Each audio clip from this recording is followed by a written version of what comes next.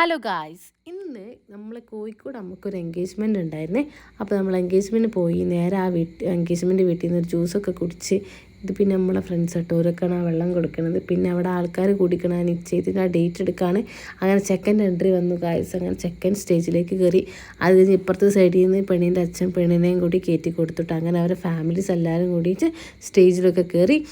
ഞാൻ ആദ്യമായിട്ട് കേട്ടോ ഹിന്ദുസിൻ്റെ എൻഗേജ്മെൻറ്റ് പോകണം. അപ്പോൾ അങ്ങനെ മോതിരം കൈമാറ് അങ്ങനെ എന്തോ ഇല്ല, എന്തോ ഒരു പരിപാടി ഉണ്ട്.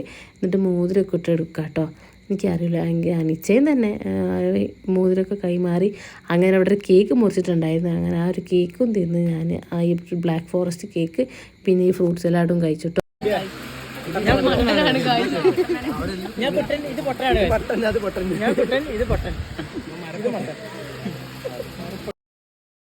അങ്ങനെ നമുക്ക് ഉച്ചയ്ക്ക് ഫുഡ് കഴിക്കാൻ വേണ്ടി ഫുഡിനായിട്ടുണ്ടായിരുന്നു നല്ല ഒരു കഷ്ണം മീൻ പൊരിച്ചത്. ഏതാ മീനെന്ന് എനിക്കറിയില്ല. ആ മീൻ പിന്നെ ലഗോൺ ചിക്കൻ, അച്ചാർ, പപ്പടം. നമ്മളെ ഈ തൃശ്ശൂരിൽ ഈ ലഗോൺ ചിക്കൻ ഇല്ല കേട്ടോ, സാധാ ഒരു ചിക്കനാണുള്ളത്. ഈ ഒരു ചിക്കൻ ലഗോൺ ചിക്കൻ എന്ന് പറയുമ്പോൾ ഇപ്പോൾ തൃശ്ശൂർക്കാരോട് ഞാൻ പറഞ്ഞത് ലഗോൺ ചിക്കൻ എന്ന് പറയുമ്പോൾ ആകുമ്പോൾ എല്ല് മാത്രമേ ഉണ്ടാവുള്ളൂ, മാംസം ഉണ്ടാവില്ല. അങ്ങനെ ചോറൊക്കെ തിന്ന് അവിടെ ചില്ലൊക്കെ അടിച്ചിരുന്ന് വൈകുന്നേരം ആയപ്പോൾ നേരെ ഞാൻ ലുലു പോയി ഒരു ഫോട്ടോ എടുക്കാൻ വേണ്ടിയിട്ട് അങ്ങനെ ആ ഒരു ദിവസം